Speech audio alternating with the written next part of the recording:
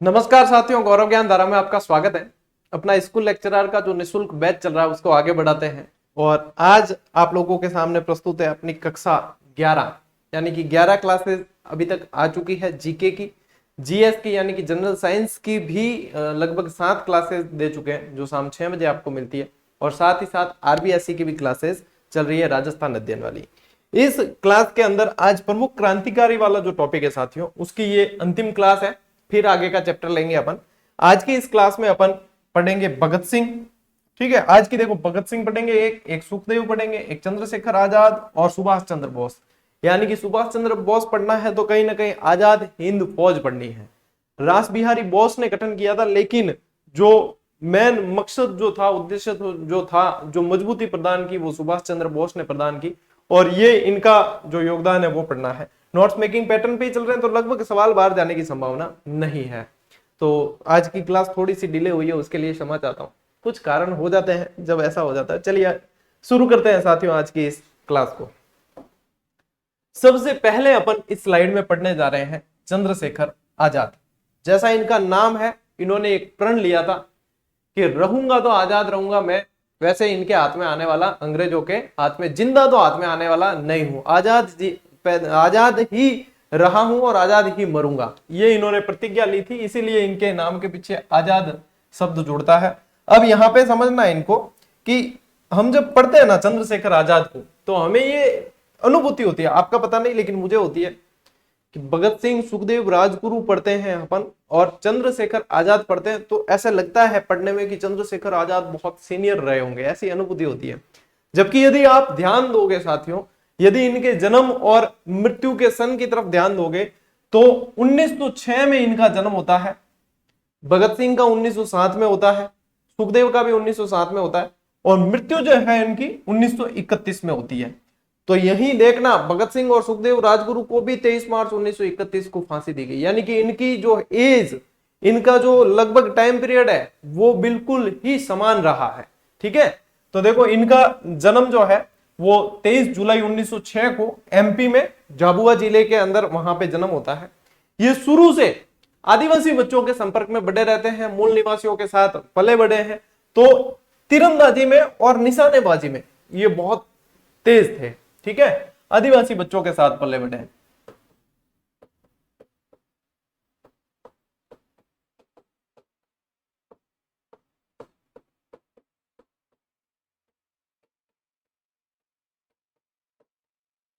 तो निशानेबाजी में तेज थे, सटीक निशाना इनका बैठता था, क्रांतिकारी गतिविधियों में बहुत अव्वल रहते थे, आगे रहते थे, दूसरे जो युवा साथी थे उन्हें भी प्रेरित करते थे।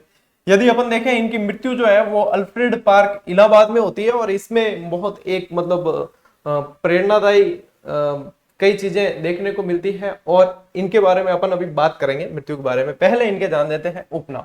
इनके उपनाम एक तो आजाद है ही, ठीक है, इनको बलराम के नाम से भी जानते थे, इन्हें पंडित जी कहा जाता था, पंडित चंद्रशेखर आजाद पंडित जी कह दिया करते थे और इन्हें क्विक सिल्वर भी कहा जाता था।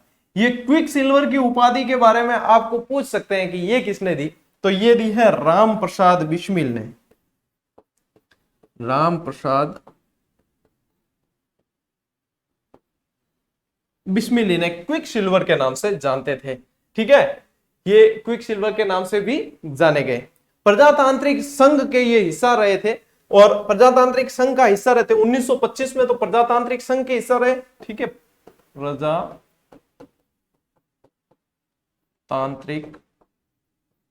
संघ लगभग 1925 की बात है। 1925 में प्रजातांत्रिक संघ का हिस्सा रहते हुए ही इन्होंने द रिवॉल्यूशनरी नामक पर्चे बांटे थे। ठीक है, 1928 में हिंदुस्तान सोशलिस्ट रिपब्लिकन एसोसिएशन, ये जो है 1928 में भगत सिंह के साथ में इस संस्था से ये जुड़ते हैं। ठीक है, क्या याद रखोगे, Hindustan socialist Republican association HSRA, इसमें 1928 के अंदर ये इसका भी हिस्सा रहते हैं, इससे जुड़ते हैं, भगत सिंह के साथ में ये जुड़ते हैं और क्रांतिकारी गतिविधियों में बड़े एक्टिव रहे।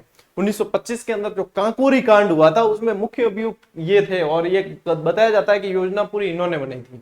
और उस समय क्या होता, लखनऊ से सहारनपुर जाने वाली 8 डाउन गाड़ी थी, ट्रेन थी।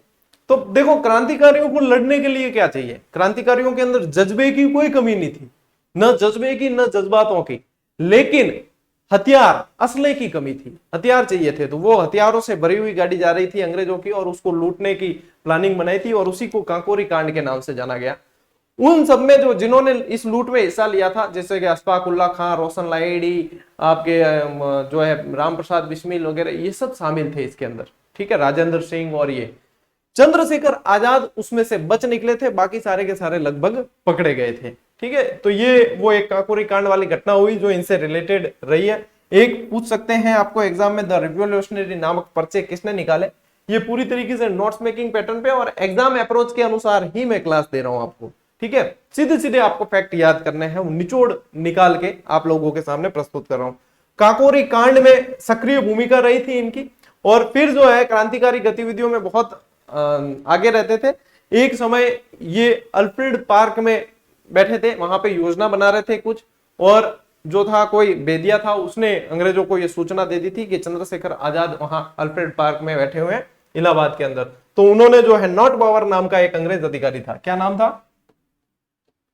नॉट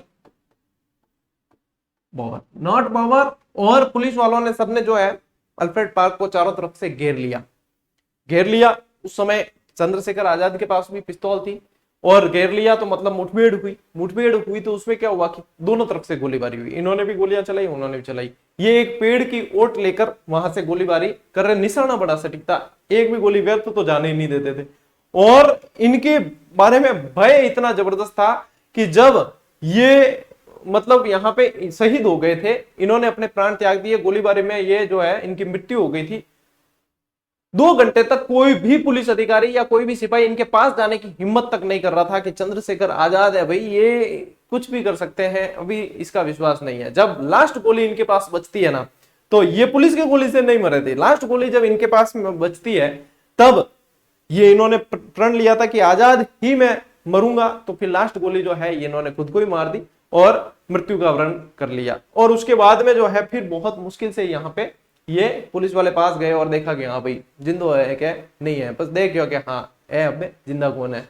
उसके बाद में इनकी जो मृत्यु की सूचना है वो कमला नेहरू सभी को देती है, और पब्लिक बहुत उलट जाती है, पब्लिक बहुत चाहती थी इन्हें। तो ये सारी चीज ध्यान रखेंगे आप। इलाहाबाद के अल्फ्रेड पार्क पुलिस मुठभेड़ में शहीद हुए। चंद्रशेखर आजाद द्वारा हमेशा आजाद रहने की प्रतिज्ञा ली थी, और पुलिस मुठभेड़ में अंतिम गोली स्वयं को मारकर इस प्रतिज्ञा को पूरा किया। देखो चंद्रशेखर आजाद के अंदर जो पढ़ने वाली जो चीजें है ना, वैसे तो स्टोरी देखे जाए तो बहुत है, जीवनी यदि देखे तो बहुत है, लेकिन जो पढ़ने वाली यानी कि एग्जाम अप्रोच के अनुसार देखोगे तो ये स्लाइड पूरा ही निचोड़ है, यानी कि इसमें से छोड़ना कुछ भी नहीं है, इसमें से याद सब रखना है, ठीक है। चलिए अगली स्लाइड पे चलते हैं। और एक और क्रांतिकारी जिनका नाम लेते ही रोंगटे खड़े होते हैं, भगत सिंह। यदि कहें तो मतलब एक ज्वाला थी भगत सिंह, ठीक है ना, क्रांति की एक मशाल थी भगत सिंह। तो भगत सिंह के बारे में पढ़ते हैं। 27 सितंबर 1907 में इनका जन्म होता है पंजाब के लायलपुर जिले के अंदर। प्रारंभ में ये गांधी जी से बहुत प्रेरित थे, गांधी जी की जो विचारधारा थी उससे बहुत ही मतलब प्रेरित थे और उनको मानते थे खूब। लेकिन जब असहयोग आंदोलन चरम सीमा पर था और असहयोग आंदोलन को जब फिर बंद कर देते हैं गांधी जी, तब इनको झटका लगता है, तब इनको ठेस पहुंचती है, और उसके बाद से ये जो है उग्रवादी विचारधारा के हो जाते हैं। फिर इनको पता है कि हम मतलब राज लेनो है ना, अगर आजादी लेनी है तो अंग्रेजों ने ठोकन लेनी है, ठीक है, ऐ देने वाला है कौन। फिर ये उग्रवादी विचारधारा के बन जाते हैं भगत सिंह। 23 मार्च 1931 को लाहौर जेल में इन्हें फांसी दे दी गई थी, तो वहीं पे इनकी मृत्यु हो गई थी, ठीक है। इनकी फांसी से संबंधित भी बहुत ट्रेजेडी रही है, समय से पूर्व ही इन्हें फांसी दे दी गई। इनके साथ में सुखदेव और राजगुरु को भी फांसी दे दी गई। सरफरोशी की तमन्ना अब हमारे दिल में है, देखना है जोर कितना बाजू एक कातिल में है। अगर आपको भगत सिंह के बारे में जानना है बहुत अच्छी तरीके से और सारी चीज एकदम याद कर लेनी, एक मूवी में आपको सजेस्ट करूंगा, the legend of Bhagat Singh, जिसमें अजय देवगन ने भगत सिंह का किरदार निभाया है, उसे देखना। उसके अंदर आपको सारा असेंबली वाला जो बम कांड है वो, मुजफ्फरनगर वाला वो, और काकोरी ट्रेन कांड वगैरह सब चीजें बहुत अच्छी तरीके से समझ में आ जाएगी। और उसमें किरदार भी सभी ने बहुत तगड़ा निभाया है, सुखदेव, राजगुरु, जितने भी किरदार निभाए बहुत तगड़े। और वो ऐसी जो फिल्में होती है, ऐसा जो फिल्मांकन होता है, उन्हें देखना चाहिए। तो the legend of Bhagat Singh जब भी समय मिले देख लेना, आपके राष्ट्रीय आंदोलन आधा तो कवर हो जाएगा, याद हो जाएगी चीजें, ठीक है। पिक्चर का नाम है the legend of Bhagat Singh, जो अजय देवगन मुख्य किरदार है, वो देखना। कई विद्यार्थियों ने देखी हुई होगी, मैंने बहुत बार देखी और बहुत अच्छी लगती है। पिता इनके किशन सिंह, माता विद्यावती कौर, ये एग्जाम में पूछे नहीं जाते, ठीक है, जेवनी से संबंधित। मृत्यु और जन्म फिर भी पूछ ले। 1926 में इन्होंने नौजवान भारत सभा की स्थापना की, जिसके अंदर चंद्रशेखर आजाद का भी सहयोग रहा था, ठीक है, छबील दास, यशपाल, इन सब का सहयोग इसके अंदर रहता है, ठीक है। यहां पे मैं लिख देता हूं, छबील दास और यशपाल मुख्य भूमिका, यशपाल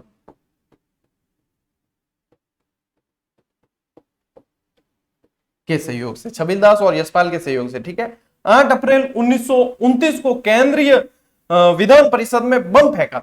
अब बम फेंका था, पब्लिक सेफ्टी बिल और ट्रेड यूनियन वो मजदूर वाला जो है बिल पास कर रहे थे, तो वहां पे इन्होंने किसी को जनहानि के लिए भी ये बम नहीं फेंका था, इन्होंने सिर्फ अंग्रेजों की बहरी सरकार को सुनाने के लिए ये बिल फेंका था और बम फेंका था। और उसके बाद भी ये यहां से भागे नहीं थे, इन्होंने गिरफ्तारी दी थी। जब इनको गिरफ्तार किया गया उसके बाद में इन्होंने जेल में भी आंदोलन किए और जेल की अव्यवस्थाओं के लिए भी आंदोलन किए इन्होंने, ठीक है। इसके अलावा इनको जब यहां से पकड़ा गया तो इस केस के साथ साथ इन पे लाहौर षड्यंत्र केस भी लगा दिया गया और इनको जो फांसी की सजा होती है वो इस केस के कारण नहीं होती है, ध्यान रखना, इसमें कोई भी जन हानि नहीं हुई थी और इस केस के तहत फांसी नहीं देते, इनको फांसी देते हैं लाहौर षड्यंत्र केस के तहत, ठीक है। जो इनको फांसी की सजा होती है ना, वो लाहौर षड्यंत्र केस के तहत। बिल्कुल बाल भर अंतर होता है इन फैक्ट्स के अंदर, लेकिन जब कथन और कारण वाले ऐसे सवाल आते हैं ना, कूट मिलान वाले, वहां पे अपन गलत करने के चांसेस रखते हैं, ठीक है। तो यहां ध्यान रखना, 7 अक्टूबर 1930 को फांसी की सजा सुनाई गई। देखो फैक्ट कितना इंपॉर्टेंट है, यहां पे ये ध्यान देना कि फांसी दी कब है, 23 मार्च 1931, और फांसी की सजा सुनाई कब है, 7 अक्टूबर 1930 को। अब ये फांसी की सजा सुनाने वाले जो यदि आपको पूछ ले तो मिस्टर मिल्टन थे, मिडिल्टन या मिल्टन नाम मिलता है, जज का नाम, जज कौन था यदि पूछ ले तो जज भी आप ध्यान रखें, मिडिल्टन या मिल्टन। अब यहां पे मैं ध्यान ये आपका खींचना चाहूंगा कि फांसी दी कब है और सजा सुनाई कब है। प्रश्न बनाने वाला थोड़ा सा फेरबदल करके दे सकता है कि भगत सिंह को फांसी की सजा कब सुनाई गई, और ऑप्शन में आपको 23 मार्च 1931 भी मिलेगा, और जिसने ध्यान नहीं दिया मैं दावे के साथ कह सकता हूं 80% विद्यार्थी इसको करके आएंगे। जबकि फांसी की सजा सुनाई कब है, 7 अक्टूबर 1930 को। अब यहां पे मैंने इतना ध्यान खींचा है आपका, तो आप तो कम से कम जो ये क्लास देख रहे हैं, जो जिसने ये मूवमेंट देखा है क्लास का, वो गलत करके नहीं आएगा कि सर ने इतना ध्यान खींचा था कि ध्यान रखना फांसी की सजा सुनाई 7 अक्टूबर 1930 को है और दी कब है, 23 मार्च 1931 को। जब फांसी की सजा सुना दी गई तो उसके बाद में काफी लोगों द्वारा प्रयास किया गया कि इनकी फांसी की सजा जो है उसको कम करवाया जाए। सुभाष चंद्र बोस वगैरह सब ने प्रयास किए थे, लेकिन प्रयास जो है व्यवस्थित तरीके से वहां तक अंग्रेजों तक पहुंचे नहीं। गांधी जी से भी आग्रह किया था इरविन पैक्ट के समय कि आपको ये तभी साइन करना है जब आपके सामने ये फांसी की सजा, उन्होंने ये कहा था कि फांसी की सजा मतलब फांसी से सजा में बदलवा दो, चाहे उम्र कैद में बदलवा दो, यानी सजा कम करवा दो, मृत्युदंड न दिया जाए, ये कहा। लेकिन वहां पे गांधी जी ने इसको सही तरीके से प्रस्तुत नहीं किया, जैसा कि इतिहासकार बताते हैं। उन्होंने सिर्फ एक बार पूछा कि क्या सजा कम हो सकती है या बदल सकते हैं, इरविन ने कह दिया नहीं, इन्होंने कर दिए साइन।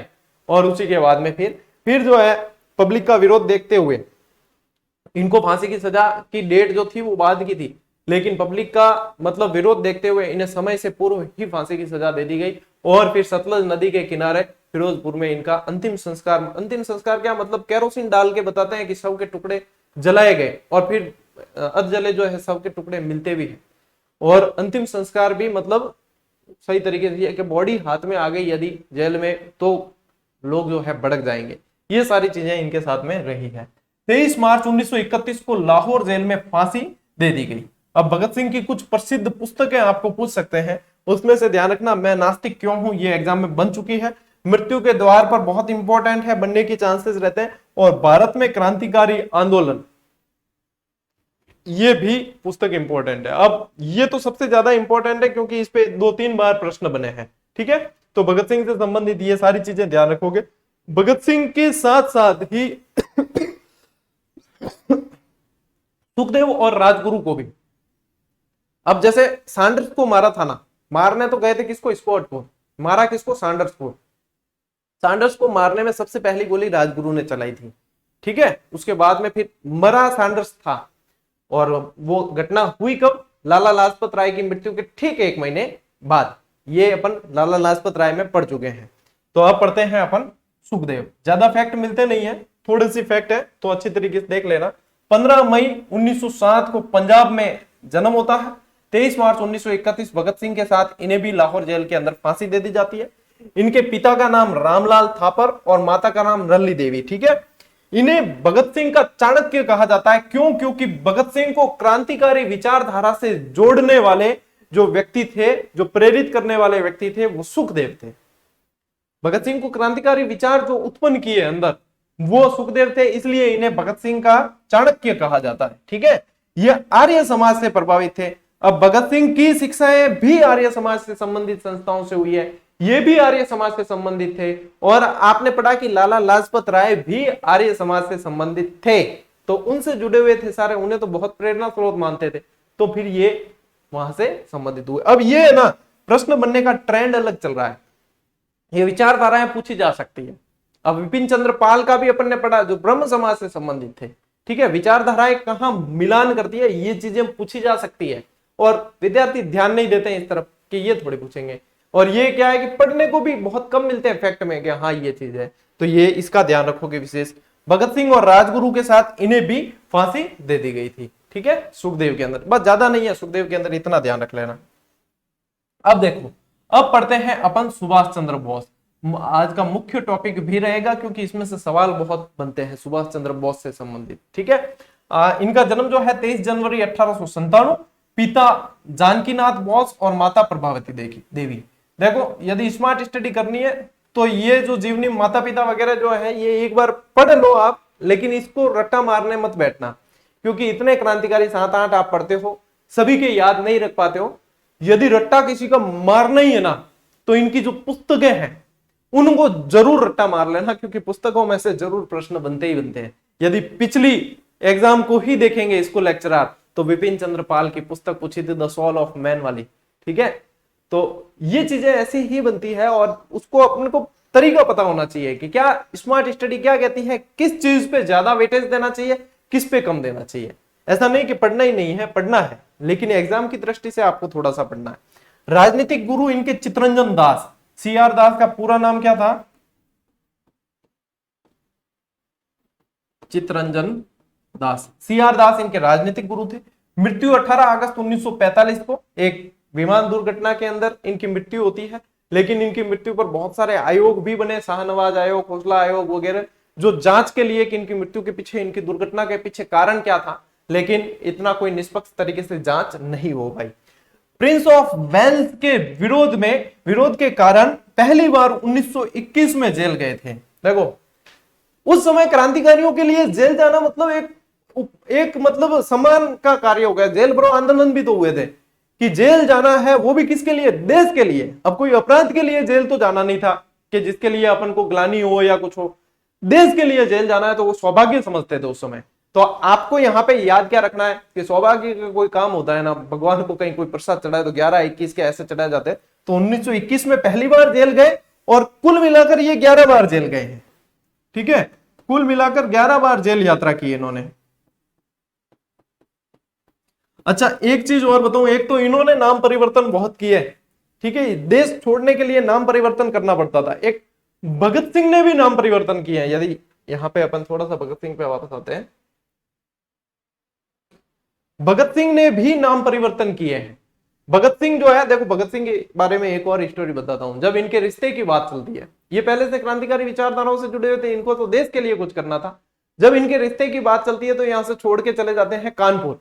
रिश्ते की बात चलने पर कहां चले जाते हैं, कानपुर। अब कानपुर जाने पर ये संपर्क में आते हैं गणेश शंकर विद्यार्थी के।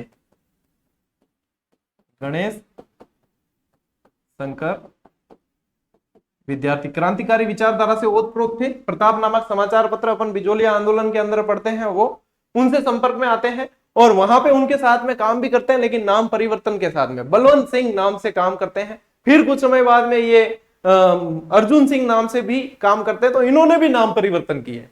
भगत सिंह ने भी किए हैं, न सिर्फ सुभाष चंद्र बोस। अब सुभाष चंद्र बोस का तो बहुत पढ़ते हैं, ऑरलैंडो मसेटो और अपने मकसूदा वगैरह, जियाउद्दीन, बहुत सारे नाम, जियाउद्दीन पठान नाम से, और बहुत सारे नाम परिवर्तन किए हैं। लेकिन भगत सिंह ने भी नाम परिवर्तन किए हैं। यदि पूछ ले तो ध्यान रखना कि बलवंत सिंह और अर्जुन सिंह सर ने बताया था नाम। ठीक है, चलिए लिख लेना आप, मैंने लिखा नहीं है स्लाइड पे, लेकिन लिख लेना। अब आ जाते हैं अपन वापस, अच्छा यहां चल रहे थे, है ना। फिर ये क्या है, एक बीमारी से ग्रसित हो जाते हैं, बीमार हो जाते हैं, तो इन्हें डॉक्टर सलाह देते हैं कि आप जो है यूरोप प्रवास के लिए जाएं, यूरोप में रहें कुछ समय, वहां पे आपको स्वास्थ्य लाभ मिलेगा। लेकिन ये मना कर देते हैं देश हित के लिए।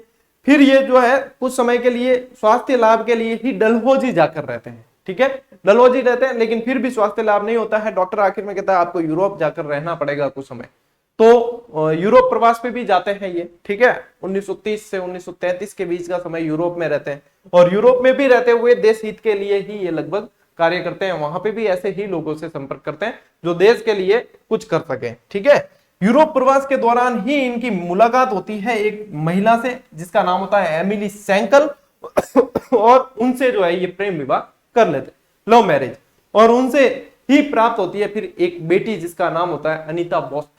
ठीक है, अनीता बोस ये है, तो ये बेटी का नाम भी लिख देना आप, अनीता बोस। ठीक है, कांग्रेस के 2 अधिवेशनों की इन्होंने अध्यक्षता की, लेकिन दूसरा जो अधिवेशन जिसकी अध्यक्षता की, वहां पे थोड़ा सा ट्विस्ट था, वहां पे फिर इनको त्याग पत्र भी देना पड़ा, और बाद में राजेंद्र प्रसाद अध्यक्षता संभालते हैं। लफड़ा पट्टाभी सीतारामैया का पड़ता है, क्योंकि गांधी जी चाहते थे कि पट्टाभी सीतारामैया अध्यक्ष बने, और मत जीत कर बनते हैं सुभाष चंद्र बोस, लेकिन फिर बाद में वही पार्टी और उनके जो है नेतृत्व को लेकर मतभेदों के कारण ये इस्तीफा दे देते हैं। ठीक है, तो पहला तो आपको ध्यान रखना है हरिपुरा गुजरात,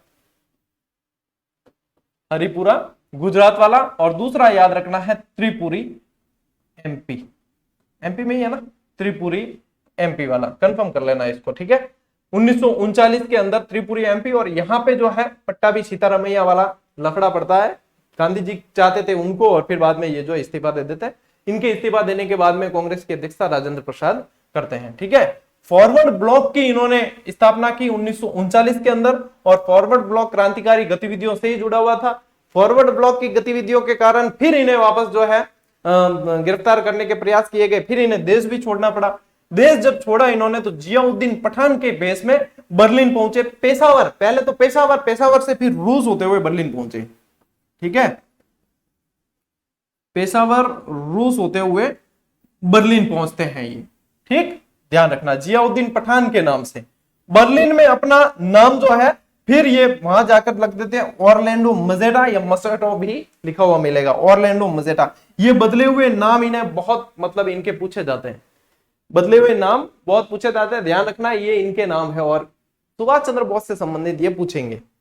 अच्छा, जब इन्होंने भी अपने क्या है, भगत सिंह भी जब वहां से निकले, तो भगत सिंह भी वहां से निकले, और भगत सिंह और सुखदेव निकले थे, तो सुखदेव जो है भगत सिंह के नौकर के रोल में निकलते हैं, वहां किरदार निभाते हैं। इनके पीछे भी बहुत सारी स्टोरी है सारी, लेकिन ये पूछा नहीं जाता क्योंकि एग्जाम में, इसलिए मैं आपको नोट्स में देता नहीं हूं। 1943 में ये मकसूदा नाम से जापान पहुंचते हैं। देखो, तो जियाउद्दीन पठान भी इन्हीं का नाम है, ऑरलैंडो मजेटा भी इनका नाम है, और मकसूदा भी इनका नाम है। ये जापान में यू बोट से ये जापान पहुंचते हैं, यू बोट से, मत्सुदा नाम से 1943 में जापान पहुंचते हैं। फिर देखो, 4 जुलाई 1943 को सिंगापुर में आजाद हिंद फौज की कमान संभाली, और आजाद हिंद फौज का गठन किसने किया था? रास बिहारी बोस ने किया। प्रथम कमांडर कौन थे? कैप्टन मोहन सिंह प्रथम कमांडर थे। 1943 में इनको ये कमान सौंप देते हैं आजाद हिंद फौज की, INA भी जिसे कहा जाता है, Indian national army, Azad Hind फौज। आजाद हिंद फौज के 2 मुख्यालय थे, एक रंगून और एक सिंगापुर। अब ये प्रश्न यदि बने तो मैं समझता हूं कि अच्छे प्रश्न है। रंगून और सिंगापुर 2 इनके मुख्यालय रहे। अंडमान और निकोबार के नाम बदलकर, जब आजाद हिंद फौज वहां अंडमान निकोबार के द्वीप समूहों पर वहां पर आती है, उनके जो नाम बदलकर अंडमान का नाम कर देते हैं शहीद और निकोबार का कर देते हैं स्वराज। ये द्वीपों के नाम पूछे जाते हैं, ध्यान रखना, अंडमान का शहीद और निकोबार का स्वराज, ठीक है, ये नाम कर देते हैं। सुभाष चंद्र बोस का प्रसिद्ध नारा, तुम मुझे खून दो मैं तुम्हें आजादी दूंगा, लगभग मतलब प्राइमरी स्कूल से ये अपन पढ़ते आ रहे हैं ये नारे, एक तो ये, एक बाल गंगाधर तिलक वाला, ठीक है, ये सारी चीजें पढ़ते आ रहे हैं।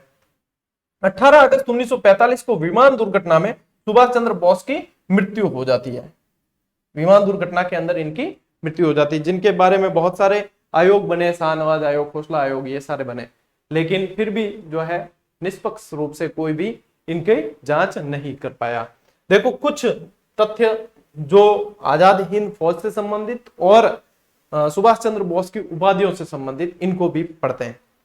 आजाद हिंद फौज, यदि यहां से प्रश्न बनाए तो देखो गठन किसने किया, मैंने इतनी बार बताया, रास बिहारी बोस ने किया। पुनर्गठन फिर 1943 में सुभाष चंद्र बोस ने किया। प्रथम कमांडर मोहन सिंह, कैप्टन मोहन सिंह।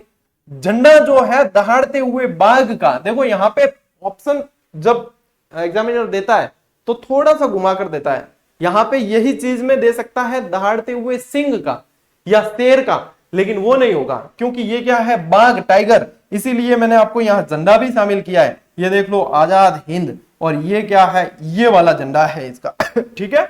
इनका गीत था, कदम कदम बढ़ाए जा, खुशी के गीत गाए जा। आदर्श वाक्य, एकता, वफादारी और बलिदान।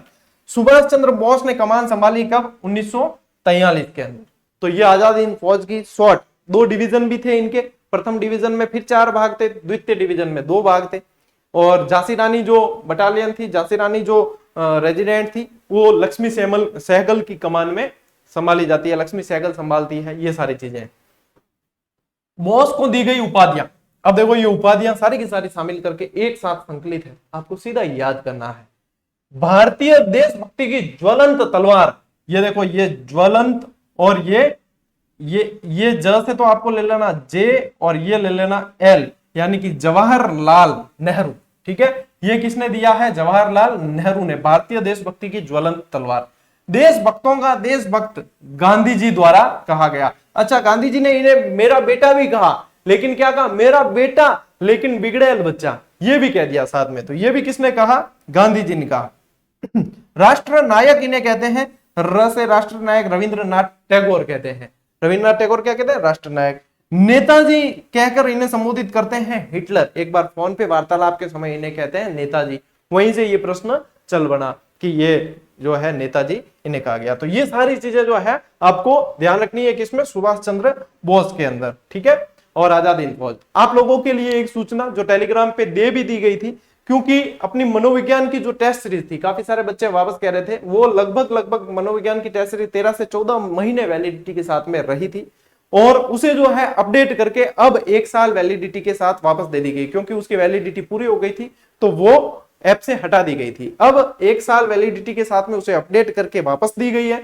तो जो भी जिस भी एग्जाम की तैयारी कर रहे हो, साइकोलॉजी उसके अंदर आती है, ये जो टेस्ट सीरीज है आपकी साइकोलॉजी वाली, वो बेस्ट साबित होगी। कारण क्या है और इस बार क्या चेंजेस हुआ है इसमें, ये देखना कि पहले ना इनमें व्याख्या नहीं थी, अब हम व्याख्या डालेंगे इसमें। व्याख्या एनसीईआरटी की सारी टेस्ट सीरीज अपलोड होने के बाद लगभग 2 महीने बाद व्याख्या ऐड होनी शुरू हो जाएगी, ठीक है। तो इसमें सारे टॉपिक में व्याख्या ऐड होगी आपके। पहले मेगा टेस्ट इसमें नहीं दिए गए थे, तो अब जो है 3 मेगा टेस्ट भी जुड़ेंगे। जैसे ही कोई वैकेंसी आती है या एग्जाम आएंगे, तब आपके कंबाइन 3 मेगा टेस्ट जुड़ जाएंगे, सारे मनोविज्ञान के प्रश्नों पर मिक्स करके भी 3 मेगा टेस्ट जुड़ेंगे, ठीक है। रैंक पहले नहीं देख पाते थे, अब रैंक देखने की सुविधा भी इसके अंदर कर दी गई है। रैंक भी हर बार टेस्ट खोलने पर प्रश्नों का क्रम और ये तो बदलता ही है, और ये तो इसकी विशेषता रही है। अब इतनी सारी चीजें होते हुए भी लगभग 45 से अधिक टेस्ट इसके अंदर होंगे, और यदि जैसे बाल विकास और ये देखोगे तो एक अकेले बाल विकास के 10-10 टेस्ट दिए गए, प्रत्येक के अंदर 30-30 सवाल, यानी कि संपूर्ण ही अभ्यास, और उसके बाद में व्याख्या जुड़ जाएगी। तो समझ लो कि पीछे कुछ छूटा ही नहीं। जरूरी नहीं है कि मैं साइकोलॉजी का शिक्षक हूं तभी मैं ये गुणवत्ता आपको दे पाऊं, नहीं, इसके लिए जज्बा, टीम चाहिए, और यही गुणवत्ता जो 500-1000 रुपए में भी आपको ऑफर की जाती है, वही चीज हम इसलिए इस प्राइस में देते हैं, क्योंकि आपको पता है बिहार और यूपी से सबसे ज्यादा बैंकिंग और एसएससी वाली सीटें क्यों निकलती है, क्यों वहां से ये कंपटीशन, क्योंकि वहां पे अभ्यास को मेन हथियार बनाया जाता है।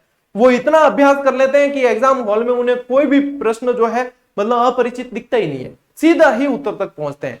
उसी मॉडल को यहाँ राजस्थान में सभी विद्यार्थियों के लिए सुलभ करने के लिए हम इसकी प्राइस रखते हैं बिल्कुल ही, सिर्फ सर्वर का खर्च निकल जाए, टीम का निकल जाए और उसे मेंटेन कर सके, तो ये 51 रुपए में 1 साल वैलिडिटी के साथ में रहेगी। अभी से 1 साल, ऐसा नहीं है आप 4 महीने बाद ज्वाइन करो और 1 साल मिलेगी, अभी से 1 साल मिलेगी, यानी 30 अप्रैल 2024 तक ये वैलिड रहेगी। तो बिना समय गंवाए कर लेना, क्योंकि फिर जो है 15 अप्रैल के बाद इसकी प्राइस थोड़ी सी बढ़ेगी। अभी तो ये 51 में ही आपको मिलेगी, और 51 और जीएसटी, ठीक है। यही चीज आपको एनसीईआरटी, यदि एनसीईआरटी की पुस्तकें ही आप लेकर इसे बनाने जाओगे तो आपके 400-500 रुपए का एनसीईआरटी की पुस्तकों का खर्चा हो जाता है, और उसके बाद में छांटना, उसके बाद में अपनी मानव संसाधन की मेहनत वगैरह, ये सब वही चीज यहाँ पे आपको अभ्यास करने को मिल जाती है। और व्याख्या के साथ में इसमें शानदार व्याख्या भी जोड़ी गई है, मात्र 99 के अंदर। ये सिर्फ सेवा है साथियों, इसमें सिर्फ टीम को मेंटेन करना होता है, ऐप को मेंटेन और सर्वर, इसलिए हमें ये लेना भी जरूरी है। और विद्यार्थी इनके प्रति थोड़े से सीरियस भी रहे, ये इसलिए भी जरूरी है। बाकी इसमें यही चीज यदि हम 400 या 500 लेते ना तो हमें तगड़ा फायदा होता, क्योंकि उसमें फिर मेंटेनेंस के अलावा भी बहुत सारी चीज निकल जाती। लेकिन ये जो है सेवा इसलिए कि हर विद्यार्थी जो लाभ उठाए।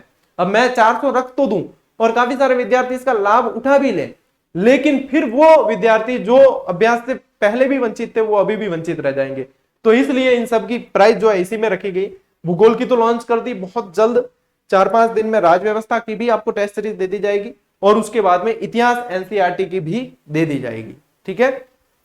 तो जिसके जो सब्जेक्ट संबंधित आ रहा है, यदि आरएस की कर रहे हो तब तो आपके तीनों ही काम आएगी, यदि आप एसएससी या इन सेंट्रल से संबंधित कर रहे हो तब भी ये तीनों काम आएगी, यदि आप स्पेशली स्कूल लेक्चरर के किसी सब्जेक्ट स्ट्रीम से कर रहे हो तो आपके सब्जेक्ट के अनुसार काम आएगी। तो अपनी सुविधा के अनुसार देख लेना। और अन्य जो भी विद्यार्थी या जो भी अभ्यास करना चाहते हैं, ये नियमितता के लिए अभ्यास जरूरी होता है, और टॉपिक वाइज का समय यही है। जब एग्जाम पास में आ जाएगा तब आपको ओवरऑल टेस्ट की जरूरत पड़ेगी, फिर टॉपिक वाइज इतनी अहमियत नहीं रखेगी। इसलिए अभी से जो है टॉपिक वाइज पे एक टॉपिक को पढ़ा, पूरा अभ्यास किया, उसके बाद आगे बढ़े, फिर उस टॉपिक को पढ़ा, फिर पूरा अभ्यास किया, उसके बाद आगे बढ़े, तो वहां पे वो पूरी संपूर्णता के साथ में आपको लाभ देता जाएगा, ठीक है। तो बस यही है, जिसको टेस्ट सीरीज जिसको ज्वाइन करनी है वो प्ले स्टोर से जीजीडी ऐप डाउनलोड करके कर सकते हैं। बाकी पीडीएफ वगैरह आपके टेलीग्राम गौरव ज्ञान धारा पे दे दी जा रही है, और क्लासेस जितनी भी है सारी यूट्यूब पर ही अवेलेबल है, ठीक है। तो ये सूचना वैसे टेलीग्राम पे दे दी थी, और अलग से वीडियो बनाने की मुझे आवश्यकता महसूस हुई नहीं, तो फिर इसी के जरिए मैंने दे दी है। बाकी मिलते हैं साथियों अगले वीडियो में, अगली क्लास में, तब तक के लिए राम राम, जय हिंद।